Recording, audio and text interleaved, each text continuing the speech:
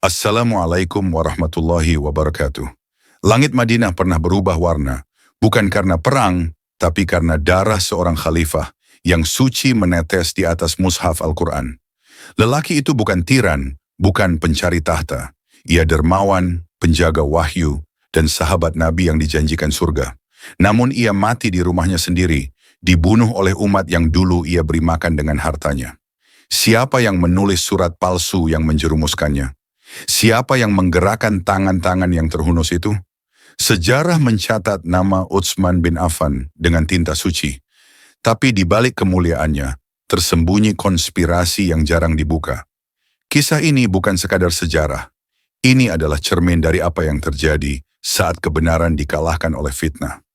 Jika kamu siap menyingkap sisi gelap yang nyaris dihapus dari lembaran sejarah Islam, tekan like, subscribe, dan aktifkan loncengnya.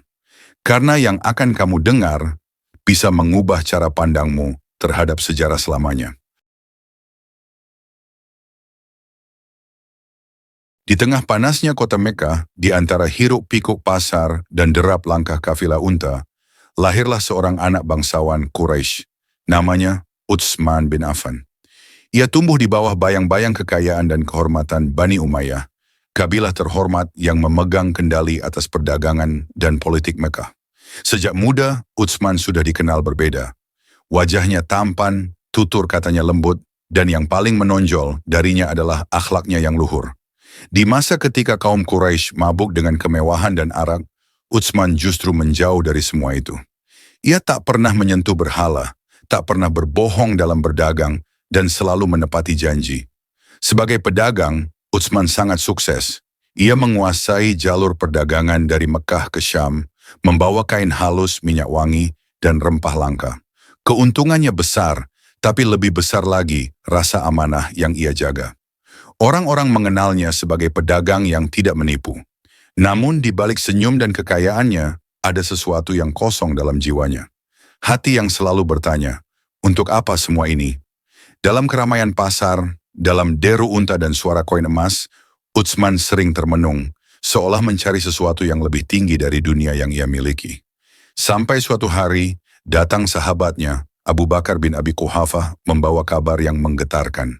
Seorang pria dari Bani Hashim, Muhammad bin Abdullah, mengaku diutus oleh Allah sebagai pembawa risalah kebenaran.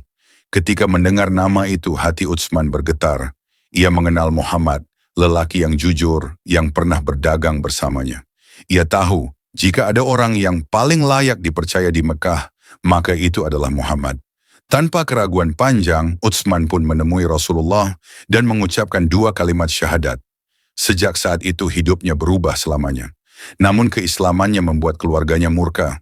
Mereka memukulnya, mengurungnya, dan memintanya kembali pada agama nenek moyang. Tapi Utsman menolak. Ia berkata, "Aku tak akan meninggalkan kebenaran setelah aku menemukannya." Keteguhan itu membuat Rasulullah mencintainya. Beliau bersabda, "Setiap nabi memiliki sahabat yang penuh kasih dan lembut, dan sahabatku yang paling pemalu adalah Utsman." Dari sinilah Utsman menjadi bagian dari lingkaran terdekat Nabi. Ketika tekanan kaum Quraisy semakin hebat, Rasulullah memerintahkan sebagian sahabat hijrah ke Habasyah. Utsman termasuk di antara mereka bersama istrinya Ruqayyah binti Muhammad. Mereka meninggalkan rumah, harta dan kemuliaan demi menjaga iman. Di negeri asing itu, Utsman kembali berdagang. Namun, kini niatnya bukan untuk menumpuk emas, melainkan untuk menolong sesama muslim. Ia membantu para muhajirin, menanggung kebutuhan mereka, dan menjadi pelindung bagi yang lemah. Dari sinilah sifat dermawannya tumbuh, bukan karena ia kaya, tapi karena hatinya telah dibebaskan dari cinta dunia. Ketika Utsman akhirnya kembali ke Madinah, ia bukan lagi pedagang biasa. Ia adalah seorang mukmin yang melihat dunia dengan pandangan akhirat. Tapi di balik kisah gemilang itu, ada catatan sejarah yang jarang dibicarakan. Beberapa naskah lama menyinggung bahwa sebagian harta dagangnya di Mekah tidak pernah kembali. Ada yang mengatakan keluarganya menyita, ada pula yang berpendapat harta itu lenyap misterius. Entah benar atau tidak, yang pasti Utsman tidak menoleh ke belakang. Ia tidak mencari harta yang hilang, sebab ia telah menemukan sesuatu yang jauh lebih berharga, kebenaran. Utsman bin Affan pedagang emas yang memilih jalan iman, dari kekayaan dunia menuju kemuliaan abadi. Bab ini menutup masa lalunya sebagai saudagar dan membuka kisah baru, bagaimana seorang jutawan Quraisy mengubah hartanya menjadi sumber keberkahan bagi seluruh umat. Ketika Utsman bin Affan tiba di Madinah, hidupnya memasuki babak baru. Ia bukan lagi saudagar Quraisy yang disegani, melainkan seorang mukmin yang menundukkan dirinya sepenuhnya pada agama. Di kota yang masih sederhana itu, Rasulullah dan para sahabat membangun masyarakat baru, berlandaskan keimanan dan keadilan. Dalam suasana itu, Utsman menunjukkan jati dirinya yang sejati, bukan hanya sebagai pedagang, tapi juga sebagai dermawan yang mengorbankan segalanya tanpa pamrih. Ketika kaum muhajirin tiba di Madinah, banyak di antara mereka tak punya tempat tinggal, tak punya pekerjaan, bahkan tak punya air untuk diminum. Di tengah kekurangan itu, sebuah sumur milik seorang Yahudi menjadi sumber air utama. Namun airnya dijual dengan harga tinggi, dan kaum muslim kesulitan membelinya. Utsman mendengar keluhan itu, lalu mendatangi pemilik sumur tersebut. Ia berkata, "Berapa harga sumurmu jika aku ingin membelinya?" Pemiliknya menolak, berkata bahwa itu satu-satunya sumber penghidupan. Maka Utsman menawar setengahnya, dan setiap hari ia mengizinkan kaum muslim mengambil air secara cuma-cuma. Namun tak lama kemudian, pemilik sumur itu menyadari tak ada lagi yang mau membeli air di hari miliknya. Akhirnya ia menyerah. Utsman membeli seluruhnya dan mewakafkannya untuk umat Islam. Rasulullah tersenyum dan bersabda, "Sumur Raumah kini menjadi milik Utsman di surga." Sejak hari itu, air yang mengalir dari sumur itu tak pernah berhenti memberi manfaat, bahkan hingga kini. Di bawah tanah Madinah, aliran air wakaf Utsman masih menjadi bukti abadi kedermawanan yang tak mengenal waktu. Bukan hanya itu, saat Rasulullah hendak memperluas Masjid Nabawi, beliau menyeru kaum muslim untuk berinfak. Banyak yang memberi sedikit dari apa yang mereka miliki, tapi Utsman datang membawa 1000 dinar emas. Rasulullah menggenggam emas itu, menatapnya, lalu bersabda, "Apapun yang dilakukan Utsman setelah hari ini, tak akan membahayakannya." Kalimat itu bukan hanya pujian, tapi juga nubuat tentang kesucian niatnya. Pada masa peperangan, terutama ketika pasukan Islam bersiap menghadapi ekspedisi besar ke Tabuk, Utsman kembali menggetarkan Madinah. Ketika sebagian sahabat hanya mampu membawa 1 atau 2 unta, ia datang membawa 300 ekor unta lengkap dengan perbekalannya. Rasulullah SAW terharu, mengangkat tangan dan berdoa, "Ya Allah, ridailah Utsman, karena aku pun ridha kepadanya." Namun di balik kemuliaan itu tersimpan kisah yang jarang dibahas. Dalam beberapa catatan sejarah kuno, disebutkan bahwa dokumen wakaf Sumur Raumah sempat hilang dari arsip Madinah pada masa-masa awal dinasti Umayyah. Ada dugaan bahwa beberapa bangsawan Umayyah tak ingin nama Utsman terlalu menonjol di atas para penguasa sesudahnya. Sumber-sumber Abbasiyah kemudian mengklaim telah menemukannya kembali, tetapi sebagian isinya sudah rusak. Apakah hilangnya dokumen itu murni karena kelalaian, atau ada upaya untuk menghapus jejak kedermawanannya? Pertanyaan itu tetap menjadi misteri sejarah. Meski begitu, Utsman tak pernah memedulikan pengakuan atau catatan manusia. Ia terus memberi tanpa perhitungan. Ia tahu dunia ini hanyalah tempat singgah dan harta hanyalah titipan. Bagi Utsman, kekayaan yang sejati bukan pada jumlah emas, tapi pada kemampuan melepasnya. Di Madinah, di antara masjid, pasar, dan tanah tandus, ia menanam sesuatu yang tak bisa dicuri siapapun. Amal yang terus hidup bahkan setelah jasadnya tiada. Dalam lembaran sejarah, Utsman bukan hanya pedagang yang berhenti berdagang. Ia berubah menjadi jembatan antara dunia dan akhirat, mengubah emas menjadi cahaya dan dagangan menjadi sedekah yang kekal. Dari sinilah perjalanan spiritualnya menuju puncak kekuasaan dimulai, sebuah jalan yang berkilau oleh kedermawanan, namun perlahan diselimuti oleh bayangan fitnah yang akan mengguncang dunia Islam. Setelah wafatnya Umar bin Khattab, umat Islam memasuki masa penuh penantian.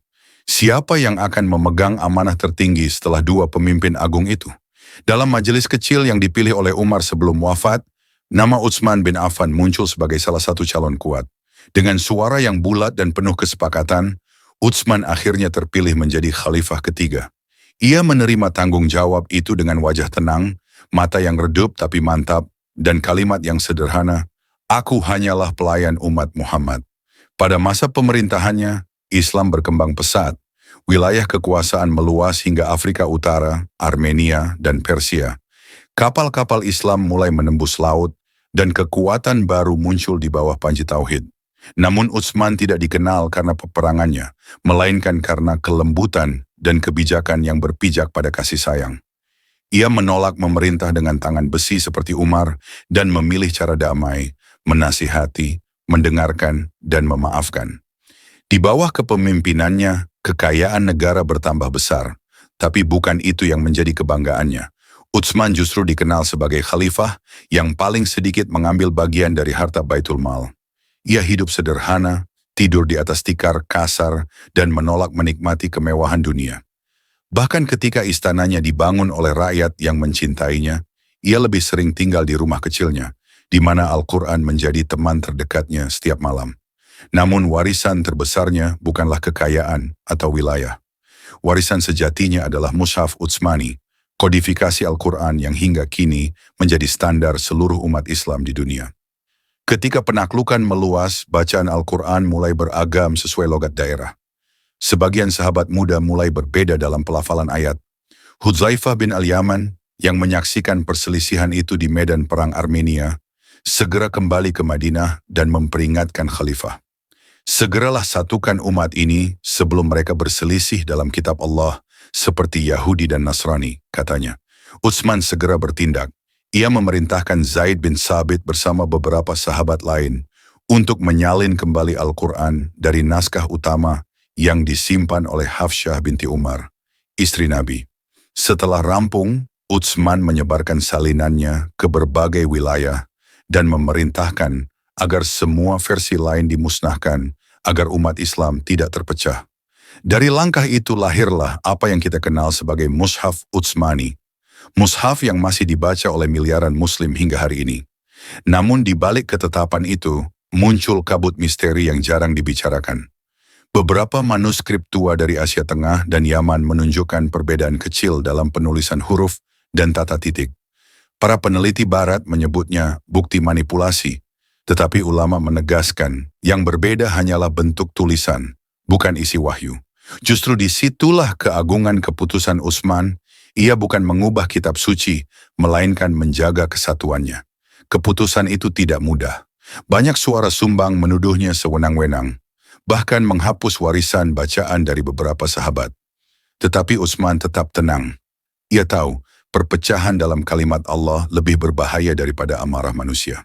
Dalam malam-malam panjangnya, ia menatap lembaran mushaf yang disalin dengan tinta dan air mata.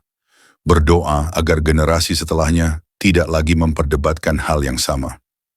Utsman memerintah dengan hati seorang hamba, bukan penguasa. Ia tidak mencari popularitas, tidak pula menimbun kekuasaan. Ia hanya ingin menjaga warisan Rasulullah agar tetap murni. Tapi di balik kejernihan niat itu, mulai tumbuh bayangan gelap. Sebagian orang menganggap kelembutannya sebagai kelemahan. Sebagian lagi merasa terancam oleh keadilan dan kesuciannya. Fitnah mulai berbisik di jalan-jalan Madinah.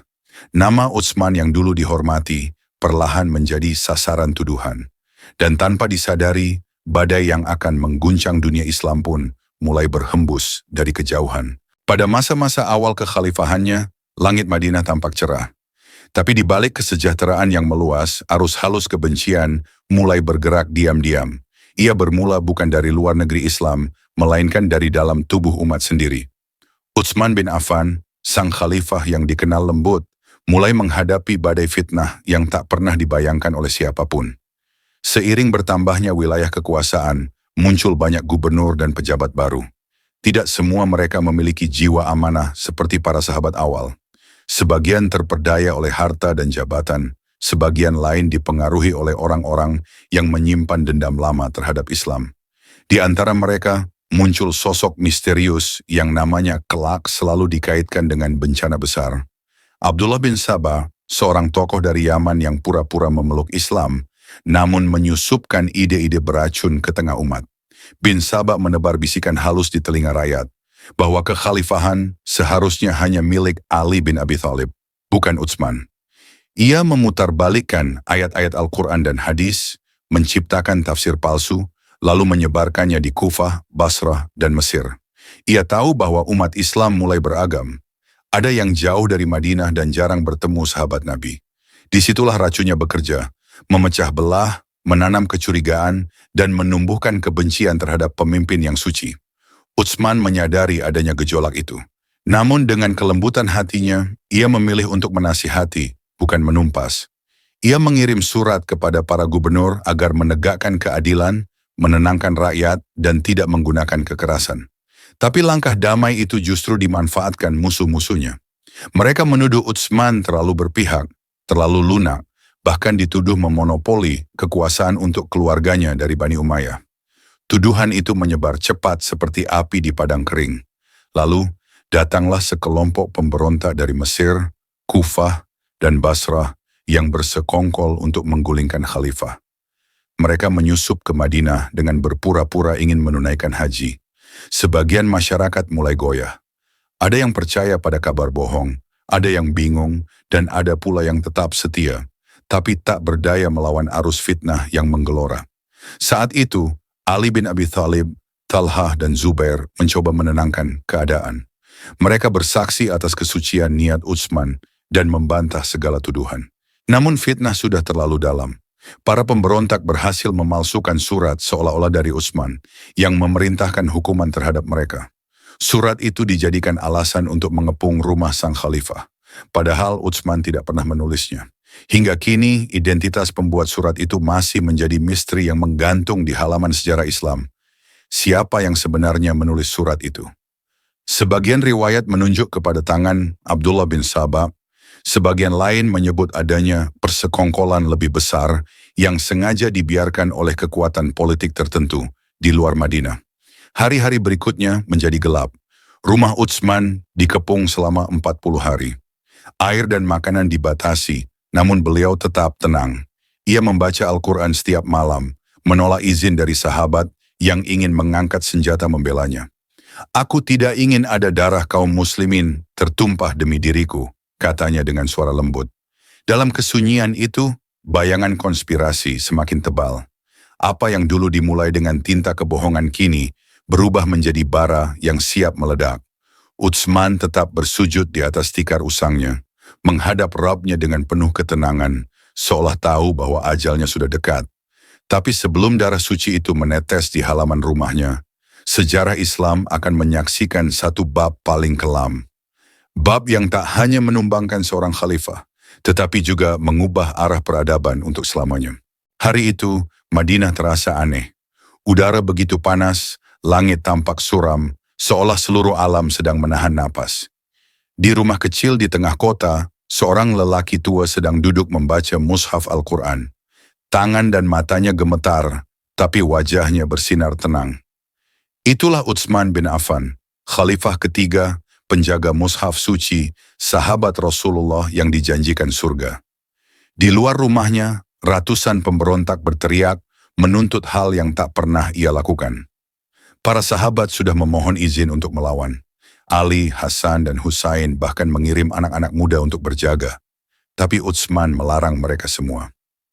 "Aku tidak ingin ada darah yang tumpah di Madinah, kota Rasulullah," katanya. Ia memilih menghadapi maut sendirian, tanpa pelindung, tanpa pasukan, hanya dengan keyakinan bahwa hidup dan mati seorang mukmin berada di tangan Allah. Hari-hari pengepungan terasa panjang. Tanpa makanan, tanpa air, Utsman tetap sabar. Istrinya, Naila binti Al-Farafisah, berusaha menenangkan hati sang suami. Dalam kesunyian itu, ia berkata lirih, "Wahai Amirul Mukminin, bukankah engkau bisa memerintahkan mereka pergi?" Utsman tersenyum lemah. "Aku lebih takut menghadap Allah dengan darah kaum muslimin di tanganku." Pada hari terakhirnya, Utsman berpuasa. Ia bermimpi Rasulullah datang kepadanya bersama Abu Bakar dan Umar. Mereka berkata, "Wahai Utsman, berbukalah bersama kami malam ini." Saat terbangun, ia tahu bahwa waktunya sudah tiba. Ia berwudu, mengenakan pakaian yang bersih, lalu duduk kembali membaca mushaf. Ayat yang ia baca hari itu berbunyi, "Maka Allah akan mencukupimu dari mereka, dan Dia Maha mendengar lagi, Maha mengetahui." Al-Quran Surat Al-Baqarah, ayat 137. Tiba-tiba pintu rumahnya didobrak. Sekelompok pemberontak menerobos masuk. Mereka berteriak, menuduh, memaki, lalu menghunus pedang. Utsman tetap diam, matanya tak beralih dari Al-Quran di pangkuannya. Saat pedang pertama diayunkan, darah suci itu menetes tepat di atas ayat yang sedang ia baca. Tetesan darah itu membasahi mushaf. Mushaf yang kini tersimpan di Istanbul masih menampakkan noda merah di antara huruf-huruf suci. Jeritan Naila menggema di rumah sempit itu. Ia mencoba melindungi suaminya, jari-jarinya tertebas saat menahan pedang. Tapi semuanya sudah terlambat. Utsman bin Affan gugur dalam keadaan berpuasa dengan mushaf di tangannya di usia 82 tahun. Langit Madinah seakan runtuh. Para sahabat berlari dari segala penjuru, namun semuanya datang terlambat. Seorang khalifah telah syahid, bukan di medan perang, tapi di dalam rumahnya sendiri. Jenazahnya dimakamkan secara diam-diam pada malam hari, di tanah Baqi, tanpa prosesi besar, tanpa upacara, hanya diterangi cahaya bulan yang redup.